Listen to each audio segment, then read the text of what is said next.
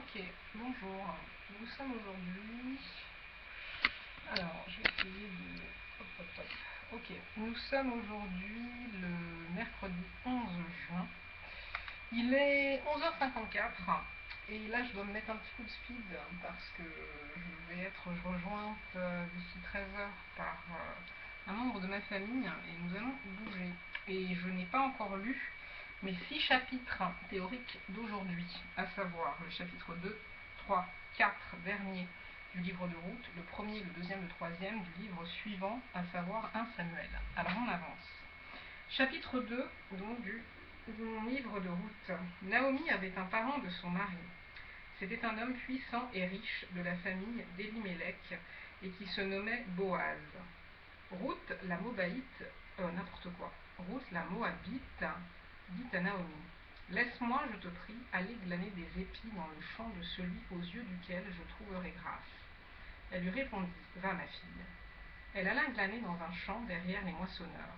Et il se trouva par hasard que la pièce de terre appartenait à Boaz, qui était de la famille d'Élimélec. Et voici Boaz vint de Bethléem. Et il dit aux moissonneurs: que l'Éternel soit avec vous. Ils lui répondirent: que l'Éternel te bénisse. Et Boaz dit à son serviteur chargé de surveiller les moissonneurs: à qui est cette jeune femme? Le serviteur chargé de surveiller les moissonneurs répondit: c'est une jeune femme moabite qui est revenue avec Naomi du pays de Moab. Elle a dit: permettez-moi de glaner et de ramasser des épis entre les gerbes derrière les moissonneurs. Et depuis ce matin qu'elle est venue, elle a été debout jusqu'à présent et ne s'est reposée qu'un moment dans la maison. Boaz dit à Ruth: écoute, ma fille, ne va pas glaner dans un autre champ. Ne t'éloigne pas d'ici et reste avec mes servantes. Regarde où l'on moissonne dans le champ et va après. J'ai défendu à mes serviteurs de te toucher. Et quand tu auras soif, tu iras au vase, et tu boiras de ce que les serviteurs auront puisé. Alors elle tomba sur sa face et se prosterna contre terre, et elle lui dit: comment ai-je trouvé grâce à tes yeux, pour que tu t'intéresses à moi qui suis une étrangère? Boaz lui répondit: on m'a rapporté tout ce que tu as fait pour ta belle-mère depuis la mort de ton mari, et comment tu as quitté ton père et ta mère et le pays de ta naissance, pour aller vers un peuple que tu ne connaissais point auparavant.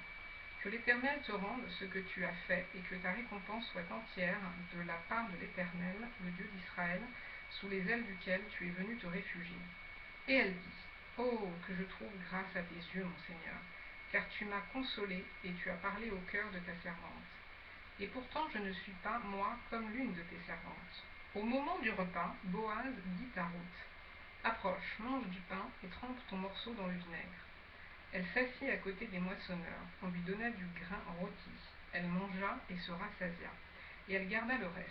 Puis elle se leva pour glaner. Boaz donna cet ordre à ses serviteurs: qu'elle glane aussi entre les gerbes, et ne l'inquiétez pas. Et même vous ôterez pour elle des gerbes quelques épis que vous la laisserez glaner sans lui faire de reproche. Elle glana dans le champ jusqu'au soir, et elle bâtit ce qu'elle avait glané. Il y eut environ un épha d'orge. Elle l'emporta et rentra dans la ville. Et sa belle-mère vit ce qu'elle avait glané. Elle sortit aussi les restes de son repas, et les lui donna. Sa belle-mère lui dit: où as-tu glané aujourd'hui, et où as-tu travaillé? Béni soit celui qui s'est intéressé à toi. Et Ruth fit connaître à sa belle-mère chez qui elle avait travaillé. L'homme chez qui j'ai travaillé aujourd'hui, dit-elle, s'appelle Boaz. Naomi dit à sa belle-fille: qu'il soit béni de l'Éternel, qui se montre miséricordieux pour les vivants, comme il le fut pour ceux qui sont morts. Cet homme est notre parent, lui dit encore Naomi. Il est de ceux qui ont sur nous droit de rachat.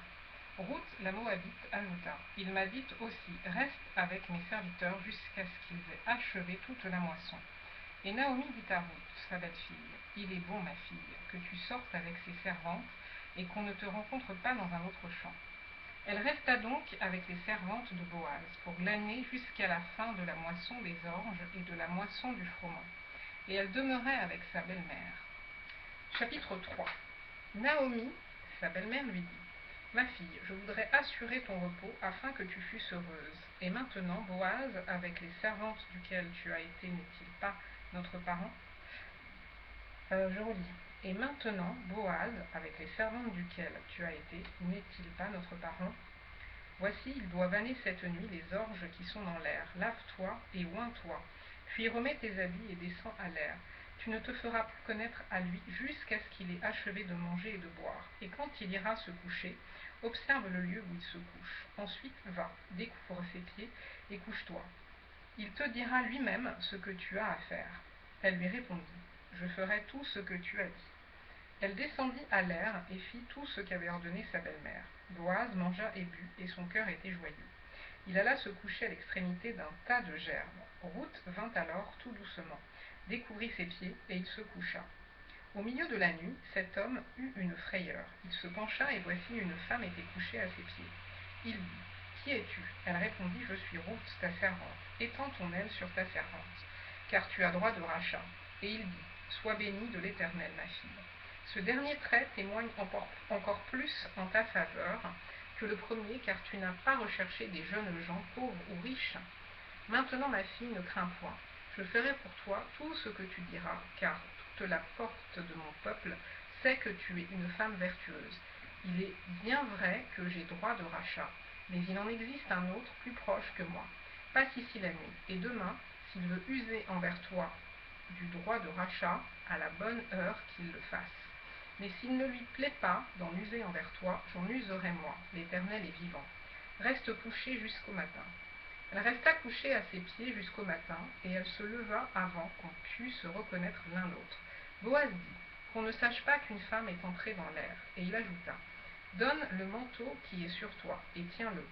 Elle le tint, et il mesura 6 mesures d'orge qu'il chargea sur elle, puis il rentra dans la ville.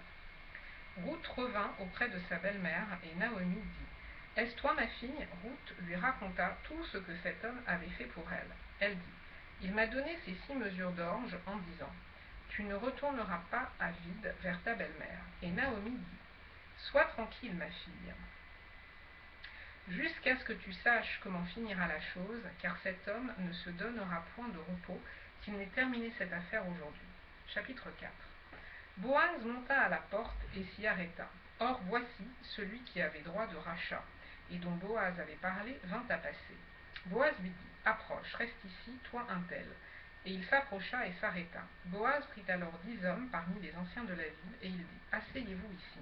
Et ils s'assirent. Puis il dit à celui qui avait le droit de rachat, Naomi, revenue du pays de Moab, a vendu la pièce de terre qui appartenait à notre frère Élimélec. J'ai cru devoir t'en informer et te dire, acquiers-la en présence des habitants et en présence des anciens de mon peuple. Si tu veux racheter, rachète, mais si tu ne veux pas, déclare-le-moi afin que je le sache. Car il n'y a personne avant toi qui ait le droit de rachat, et je l'ai après toi. Et il répondit, je rachèterai. Boaz dit, le jour où tu acquerras le champ de la main de Naomi, tu l'acquerras en même temps de Ruth la Moabite, femme du défunt, pour relever le nom du défunt dans son héritage. Et celui qui avait le droit de rachat répondit, je ne puis pas racheter pour mon compte, crainte de détruire mon héritage. Prends pour toi mon droit de rachat, car je ne puis pas racheter. Autrefois en Israël, pour valider une affaire quelconque relative à un rachat ou à un échange, l'un ôtait son soulier et le donnait à l'autre. Cela servait de témoignage en Israël. Celui qui avait le droit de rachat dit donc à Boaz, acquiert pour ton compte, et il ôta son soulier.